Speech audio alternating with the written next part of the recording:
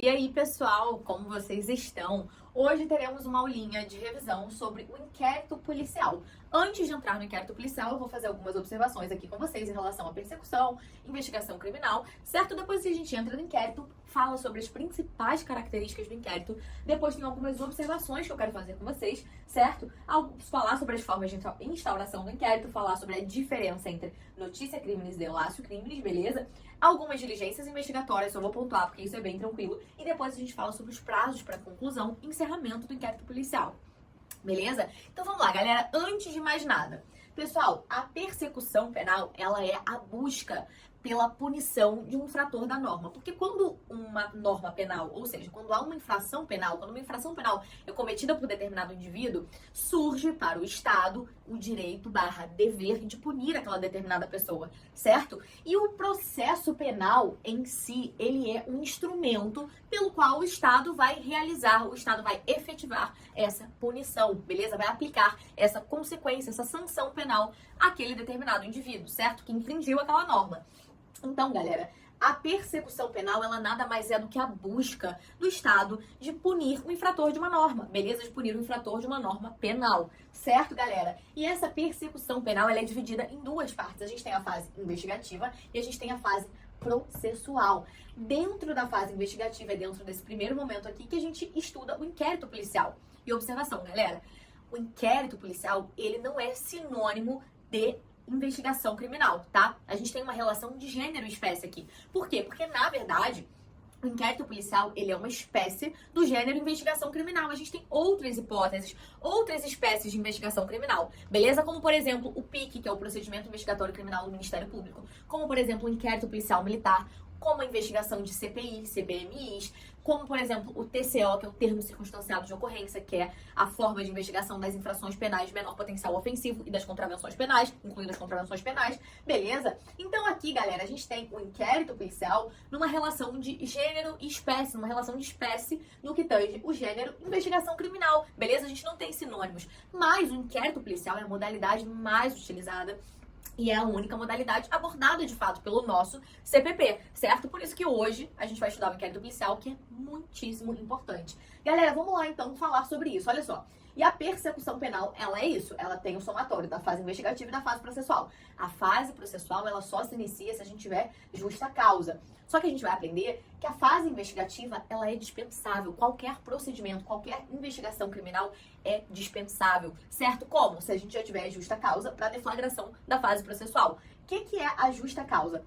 É um binômio, é a soma dos indícios de autoria e da prova da materialidade. Se a gente tiver já indícios de autoria e prova da materialidade, sem precisar de uma investigação, tudo certo, já pode ser deflagrada a ação penal. Agora, em regra, na maior parte dos casos, a gente tem sim necessidade dessa primeira fase investigativa, certo? Na qual a gente vai justamente coletar elementos para fundamentar, para embasar uma eventual deflagração de ação penal, beleza? Então vamos lá, galera, qual é o conceito do inquérito policial? Galera, o inquérito, ele é um procedimento administrativo de cunho inquisitório presidido pela autoridade policial. Quem é a autoridade policial? O delegado de polícia. Voltado à apuração da existência de uma infração penal e da sua autoria. Galera, isso aqui, olha só, nada mais é do que voltado a possibilitar justamente, ó, ficou horrível isso aqui, né? Mas tudo bem. Possibilitar justamente que haja essa justa causa, tá? A finalidade é buscar a justa causa, ou então demonstrar a ausência de justa causa, beleza? É simplesmente, o inquérito policial, a sua finalidade é simplesmente prover elementos suficientes para deflagração ou justamente para não deflagração de uma ação penal, quando não houverem elementos suficientes para isso, beleza? Quando a gente não tiver justa causa. E galera, é um procedimento, porque não é um processo, tá? Administrativo, não é judicial. A presidência é do delegado de polícia. O delegado de polícia, pessoal, é uma autoridade, é a autoridade policial e ele pertence à polícia judiciária, que é um órgão do poder executivo, beleza? É um procedimento administrativo de cunho inquisitório, porque a gente vai aprender isso também. Porque não temos contraditório e ampla defesa aqui, de forma obrigatória, diferente da fase processual, certo? Presidido pela autoridade policial, que é justamente o delegado de polícia, voltado à apuração da existência de uma infração penal e sua autoria, beleza? Galera, e quais são as principais características do inquérito policial? Gente, antes de falar disso, eu quero fazer uma observação com vocês, que é o seguinte. para instauração aqui para deflagração, na verdade, da fase processual, ou seja, da ação penal, para oferecimento de uma ação penal, a gente precisa da justa causa, que eu falei para vocês que é um binômio, perdão. Indícios de autoria e prova da materialidade. Agora, no que tange o inquérito policial, para instauração do inquérito policial, a gente não precisa disso tudo. A gente precisa de indícios da existência de um crime, ou seja, indícios de materialidade, e a gente não precisa saber nada sobre a autoria, beleza? Para instaurar um inquérito policial, basta que tenhamos indícios da existência de um crime, certo? É diferente aqui, olha só, é diferente a instauração do inquérito da deflagração dessa fase processual. Os requisitos são distintos, tá? A gente não tem necessidade de justa causa para iniciar o inquérito policial. Muito pelo contrário, a finalidade do inquérito policial é justamente achar essa justa causa, beleza? Buscar elementos para comprovar, para apurar a existência ou não de justa causa. Galera, então quais são as principais características aqui do inquérito pra gente seguir, tá? Porque eu tô trazendo os pontos mais importantes. Com certeza, a gente poderia falar horas aqui sobre esse procedimento, tá? Mas a gente tá pontuando o que é mais relevante, o que tem maior incidência, de forma breve, porque a gente tem pouquíssimo tempo. Já tô quase estourando o tempo pra falar a verdade. Galera, vamos lá. Primeiro, eu não vou narrar nessa ordem, porque eu vou seguir aqui o material que eu preparei pra vocês. Escrito. Galera, o inquérito, ele é preponderantemente escrito, tá?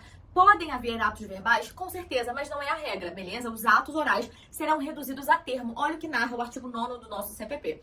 Todas as peças do inquérito policial serão, num só processado, reduzidas a escrito ou datilografadas e, nesse caso, rubricadas pela autoridade. Beleza? Galera, hoje em dia, onde a gente lê procedimento escrito, a gente tem que interpretar também no sentido de procedimento documentado, que abarca, por exemplo, registros de mídia, registros audiovisuais, certo? É nesse sentido aqui. E o inquérito a gente pode concluir, sim, que é um procedimento preponderantemente escrito. É uma das principais características. Galera, próxima que eu vou falar pra vocês. Dispensável. O que isso significa? Quando eu falei aqui com vocês da persecução penal, eu já trouxe essa característica. É dispensável por quê? Porque assim como todas as outras modalidades de investigação, é indispensável. O que é indispensável, o que é indispensável é que haja justa causa, para que a ação penal, para que a fase processual possa ser deflagrada, para que possa haver deflagração da fase processual, tá? Isso que é imprescindível. Só que se já houver justa causa sem fase investigativa, a investigação é dispensável, assim como o inquérito, assim como todas as outras modalidades investigativas, beleza? Então vamos lá, galera, próximo. Indisponível. Em que sentido que o inquérito é indisponível, pessoal? O artigo 17 do CPP, ele já anuncia essa indisponibilidade do inquérito, porque, olha só, a autoridade policial não mandará arquivar os autos do inquérito. Aquele que preside não pode mandar arquivar, beleza? Independente das razões, ainda que tenha instaurado por erro, por equívoco, etc. Cabe ao Ministério Público o arquivamento do inquérito policial. É nesse sentido que a gente fala em indisponibilidade. O delegado de polícia não pode, apesar de presidir o inquérito, de ser a autoridade que preside, não poderá arquivar o inquérito policial, beleza? Próxima característica aqui, galera, vamos lá. Discricionário, isso é muito importante. O que isso significa? Galera, isso significa que o delegado ele tem uma ampla margem de liberdade para conduzir o inquérito policial, beleza? Ele tem uma ampla margem ali para realizar as diligências investigativas, o momento e etc, tá? Mas ele tem um limite na razoabilidade e na legalidade, ou seja, ele não pode contrariar o que está previsto em lei, beleza? Ele tem os limites lá impostos na lei, mas ele tem uma liberdade muito ampla para conduzir esse procedimento investigativo, certo? Só que a gente tem algumas exceções a essa discricionariedade do delegado de polícia, tá? Vou falar de forma breve, gente, o tempo tá correndo muito, mas vamos lá. Olha só, quais são as exceções a essa discricionariedade? Pessoal, primeiro, a gente vai ter o delegado precisando atender a outras situações, precisando abrir mão da sua discricionariedade em dois tempos, em duas situações. Primeiro, quando tivermos requisição do MP ou do juiz, beleza? Nesses dois casos, o delegado é obrigado a atender a requisição, certo? Agora, observação aqui, importantíssimo. No que tange essa requisição, tá? A gente tem uma exceção. A requisição, ela é uma exceção à discricionariedade, certo? Só que no que tange essa requisição do MP ou do juiz, a gente tem uma exceção a essa situação. Qual é? Galera, o delegado, ele não é obrigado a atender quando houver impossibilidade fática do pedido da requisição ou quando essa requisição for manifestamente ilegal. Gente, qual é o exemplo aqui? Vamos supor que um membro do MP requisite, exija que o delegado faça uma interceptação telefônica sem autorização judicial. Galera, o delegado não tem que fazer. Por quê? Ele tem que atender às requisições do juiz e do MP, excepcionando aqui essa característica da discricionalidade? Tem. Mas quando ela for manifestamente legal ou quando houver impossibilidade fática, ele não precisa atender, galera. É manifestamente legal uma interceptação telefônica sem autorização judicial. Então ele não precisa atender a essa requisição a essa exigência do Ministério Público. Esse é o exemplo. Ok, pessoal? E o segundo exemplo aqui, que excepciona, a segunda situação, na verdade, que excepciona essa discricionariedade aqui do delegado de polícia, é o caso dos crimes que deixam vestígios, ou seja, dos crimes não transeuntes. Os crimes que deixam vestígios materiais, nesse caso, é obrigatória a realização do exame de corpo de delito, tá? Se for possível, beleza? A não ser que haja impossibilidade fática mais uma vez, certo? Então, sendo possível, nos crimes não transeuntes, a gente tem uma distinção, crimes transeuntes e não transeuntes. Transeuntes são crimes que não deixam vestígios, beleza? Exemplo, uma injúria verbal, tá? E crimes não transeuntes são crimes que deixam vestígios. Um exemplo, uma lesão corporal, beleza? No caso dos crimes não transeuntes, por disposição expressa de lei, é necessário, é imprescindível, o delegado não pode escolher, tá? Ele tem que pedir a realização do exame de corpo de delito, certo? Galera, próxima característica, o inquérito policial, ele é inquisitivo. Perdão. Em que sentido? Galera, ele é inquisitivo. Por quê? Porque aqui não há obrigatoriedade de contraditório e ampla defesa. A doutrina traz a ideia seguinte, galera, que esse primeiro momento de investigação é um momento de repressão, certo? Não é um momento de se ter um amplo debate, um contraditório, uma ampla defesa, certo? Por quê? Porque isso tornaria até ineficaz as diligências realizadas ao longo da investigação, beleza? E nesse momento do inquérito policial, nesse momento investigativo, não há obrigatoriedade de contraditório e de ampla defesa, beleza? Eles são facultativos, o exercício desse contraditório é facultativo, certo? No processo, na fase processual, é obrigatório, tá? Ter contraditório e ampla defesa. No inquérito não é, então é nesse sentido que o inquérito policial é inquisitivo, beleza? E vamos seguir porque isso aqui é relativamente tranquilo. Vou falar com vocês essa última característica aqui sobre o inquérito ser sigiloso. Pessoal, o que isso significa? Aqui, quando a gente fala em inquérito sigiloso, isso aqui, galera, decorre da estrutura do inquérito em si e da função, da finalidade do inquérito policial em si. Isso é uma característica natural que decorre também da inquisitoriedade. Por quê, galera? Para que haja efetividade das investigações, a gente precisa que esse procedimento seja de fato sigiloso. E aqui a gente tem uma ideia de sigilo externo, beleza? Para as pessoas que não têm atuação direta naquele procedimento, certo? Já o sigilo interno nunca existe para o MP e para o juiz, obviamente não para a autoridade policial, certo? Agora, para o investigado e o seu defensor, o sigilo interno existe apenas para os elementos de prova em diligência. Ou seja, se estivermos diante de elementos informativos já documentados, já finalizados e documentados, não haverá sigilo nem para o investigado, tá? Para o investigado ou para o seu defensor, para o seu advogado, etc. Certo? Agora, se estivermos diante de elementos de informação de diligências ainda em andamento, teremos sim a oposição, teremos a possibilidade de opor esse sigilo ao investigado e à sua defesa, beleza? É nesse sentido aqui que a gente fala no caráter sigiloso do inquérito, tá? Para possibilitar a efetividade daquelas diligências investigatórias. Então, falei pra vocês, a regra aqui é que não haja sigilo interno, beleza? Excepcionalmente haverá sigilo interno no que tange as diligências em andamento, beleza? Beleza, galera? Agora, deixa eu ver se temos alguma característica que eu quero falar com vocês. Não finalizamos aqui. A oficialidade, eu já falei com vocês, que é a atribuição de um órgão oficial do Estado, tá? Que é a Polícia Judiciária. A gente tem a situação de que essa investigação ela deve ser feita pelo órgão oficial, que é o órgão de Polícia Judiciária, beleza? E a gente tem também a oficiosidade, no sentido de que o inquérito pode e deve ser instaurado de ofício pelo delegado de polícia, desde que estejamos diante de uma ação penal pública incondicionada. Agora, galera, vamos lá. Quais são as formas pelas quais o delegado toma ciência da existência de uma infração penal? Pessoal, a gente tem a notícia crimes. A notícia crimes é justamente o ato de ciência de uma infração pela autoridade policial. E a notícia crimes não se confunde com a delácio, tá? E ela pode ser subdividida em 3 espécies. A gente tem a notícia crimes imediata ou direta, que é quando a autoridade policial toma ciência da ocorrência daquela infração por meio das suas atividades rotineiras, suas atividades comuns do seu dia a dia, beleza? Já a notícia crimes de cognição indireta ou imediata, galera, é aquela em que a autoridade competente, ou seja, o delegado de polícia, toma conhecimento da infração penal por meio de uma provocação formal, certo? Na hipótese do artigo 5º do CPP, a gente tem o requerimento da vítima ou do seu representante legal, ou a requisição do juiz ou do MP, beleza? Essa é a notícia crimes de cognição indireta ou imediata. E coercitiva, galera, a notícia crime de cognição coercitiva ocorre quando a gente tem aquele suspeito sendo apresentado à autoridade policial por meio de uma prisão em flagrante. Ou seja, quando temos um flagrante, a gente tem uma notícia crime de cognição coercitiva. A notícia crimes é o ato de ciência pelo qual o delegado de polícia toma conhecimento daquela infração.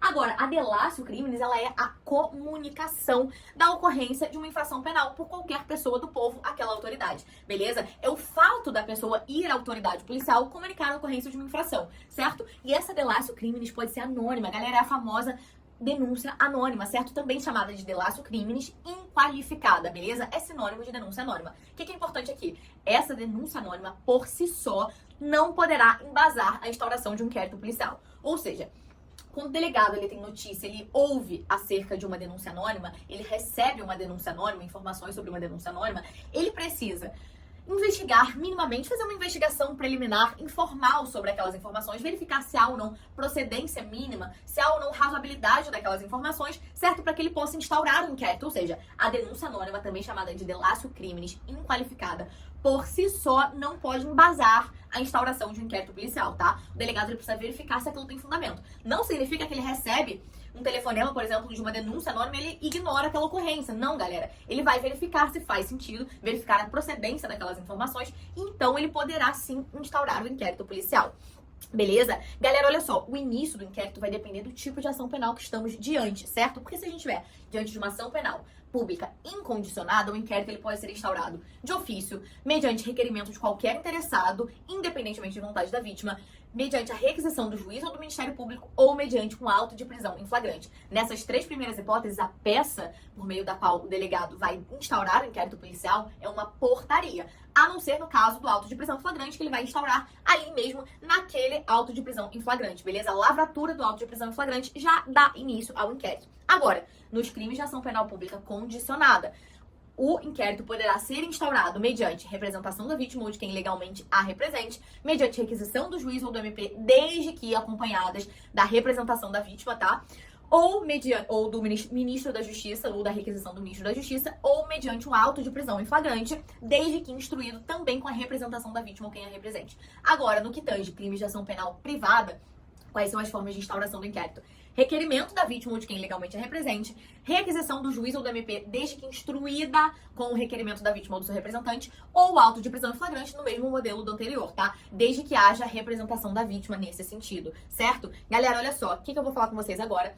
Eu vou passar pelas diligências investigatórias. A única coisa que eu vou trazer pra vocês é o seguinte: a gente tem um rol exemplificativo de diligências investigatórias nos artigos 6º e 7º do CPP, beleza? O que isso significa, galera? Um rol exemplificativo nada mais é do que um rol que permite outras hipóteses, ou seja, o delegado, por conta da discricionariedade, ele não está restrito, ele não está adstrito às hipóteses previstas lá no artigo 6º e 7º. Ele pode adotar aquelas hipóteses ou outras, beleza? O rol não é taxativo. Taxativo seria um rol que não permite outras hipóteses, que não permite interpretação diversa e etc, beleza? Mas aqui a gente tem um rol exemplificativo e o delegado ele tem uma ampla margem de liberdade. A exceção, galera, é que a gente tem uma obrigatoriedade do exame de corpo de delito quando a infração deixar vestígios. Essa é a exceção à discricionariedade. E nesse caso, isso que é importante vocês saberem no que tange essas diligências investigatórias. O restante é bem tranquilo, certo? Galera, agora em relação aos prazos para a conclusão do inquérito e encerramento do inquérito policial. Galera, prazos para conclusão de forma bem breve pra gente finalizar aqui e seguir em diante. Galera, olha só. A regra geral está prevista no artigo 10º do nosso CPP. Para investigado preso, a gente tem um prazo de 10 dias para conclusão do inquérito. E o pacote anticrime acrescentou a possibilidade de quê? A possibilidade de prorrogação uma única vez desse prazo, no caso de investigado preso, tá? Por até 15 dias. Isso está previsto no artigo 3º-B, parágrafo 2º do CPP. Antes não havia essa possibilidade aqui. Então a gente tem 10 dias, tá? No caso de investigado preso, é a regra geral, artigo 10º do CPP, mais 15 dias, uma possibilidade de prorrogar por mais 15 dias. No caso do investigado solto, o prazo é de 30 dias prorrogáveis e a lei não prevê o limite, certo? O limite, simplesmente, é a razoabilidade, tá? Exceções agora, outras hipóteses. No caso da Polícia Federal, o investigado preso, teremos 15 dias para a conclusão do inquérito, prorrogáveis uma vez por igual período. Investigado solto, aplicada a mesma regra do CPP, ou seja, 30 dias prorrogáveis, beleza? Lei de drogas, galera, prevê o prazo para o investigado solto de 30 dias, preso 90 dias, e ambos esses prazos, aqui na lei de drogas, são duplicáveis, prorrogáveis por uma vez por igual período. Uma vez por igual período, beleza?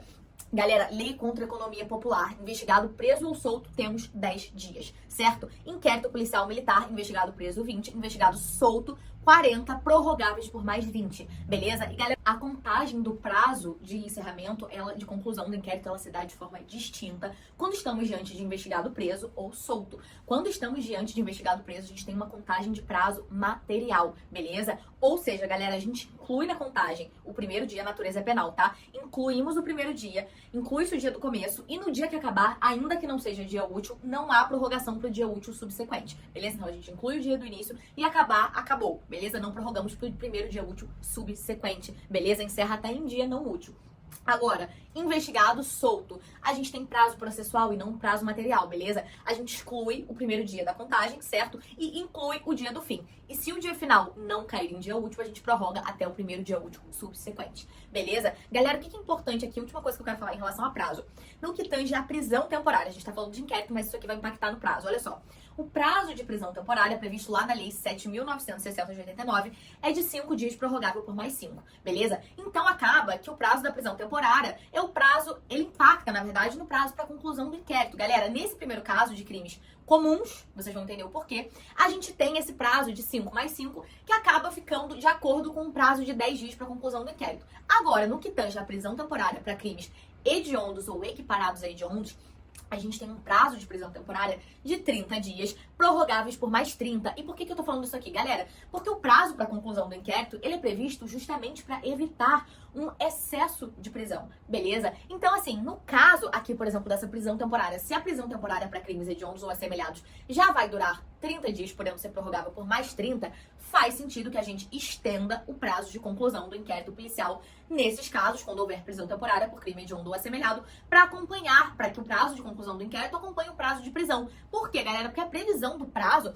é justamente para evitar uma prisão excessiva. Por isso faria sentido estender o prazo de conclusão do inquérito, já que a gente já tem previsão dessa prisão temporária por 30 mais 30 dias. 30 dias prorrogáveis por mais 30, beleza? Então, no caso aqui dessa prisão temporária, por crime hediondo ou equiparado, a gente teria essa possibilidade do inquérito 30 dias prorrogáveis por mais 30, desde que acompanhando esse prazo da prisão temporária, beleza? Galera, agora o encerramento, a conclusão do inquérito, quando o delegado, ele conclui o inquérito, ele dirige um relatório, certo? Ele traz as conclusões daquela investigação, beleza? E esse relatório, ele é a peça final do inquérito, certo? A ausência desse relatório não é causa de nulidade, beleza? É tida como mera irregularidade, tá? E o problema, o delegado até pode sofrer alguma consequência administrativa e etc, mas não mais que isso, não é causa de nulidade, certo? É tida como mera irregularidade a ausência desse relatório de conclusão. E galera, no relatório o delegado ele não opina, tá? Ele apenas aponta os pontos relevantes, as diligências que ele realizou, certas diligências que ele não pôde realizar, beleza? E caso o delegado faça um juízo de valor, também é tido como mera irregularidade, tá?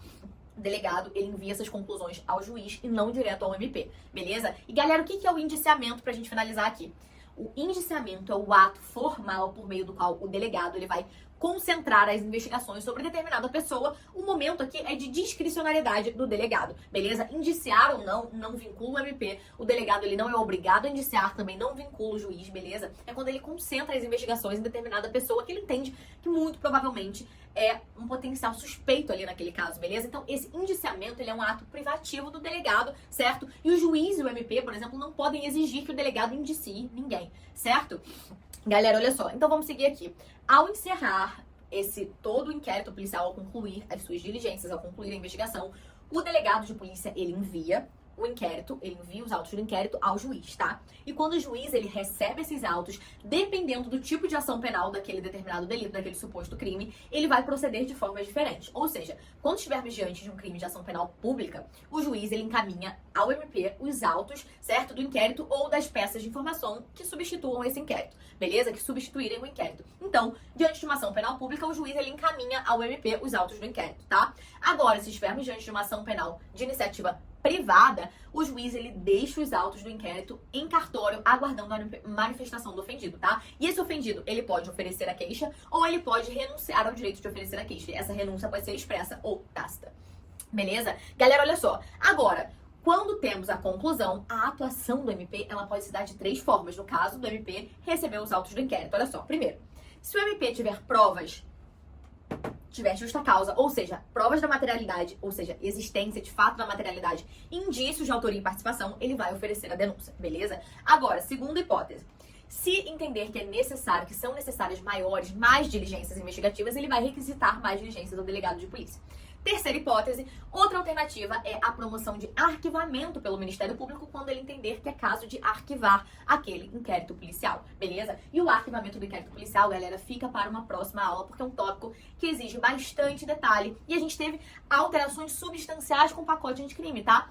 Mas o arquivamento pós-pacote anticrime ainda não está sendo aplicado. Por quê? Porque o dispositivo que versa sobre isso está com sua eficácia suspensa por uma decisão do STF, beleza? Gente, a gente tem outras medidas que o MP pode tomar, tá? Que não estão previstas no CPP. Um exemplo é o arquivamento indireto, que é, no caso, não é um arquivamento. O arquivamento indireto, na verdade, é quando o MP suscita um conflito de competência, beleza? Por exemplo, o MP estadual entende que é a competência do MP federal, certo? Isso é um arquivamento indireto, beleza? Mas a gente tem esses três principais caminhos aqui quando os autos do inquérito chegam lá ao MP, beleza? Ele pode proceder dessas três formas. Ou ele vai oferecer a denúncia, se estiver diante de justa causa, se entender que há justa causa, ou ele requisita novas diligências, se ele entender que são necessárias, ao delegado, ou ele simplesmente promove o arquivamento. A gente pode abordar o arquivamento em uma próxima aula, certo? A gente faz isso, com certeza vale a pena. E galera, essas eram as considerações, a gente abordou tudo que era importante aqui, certo?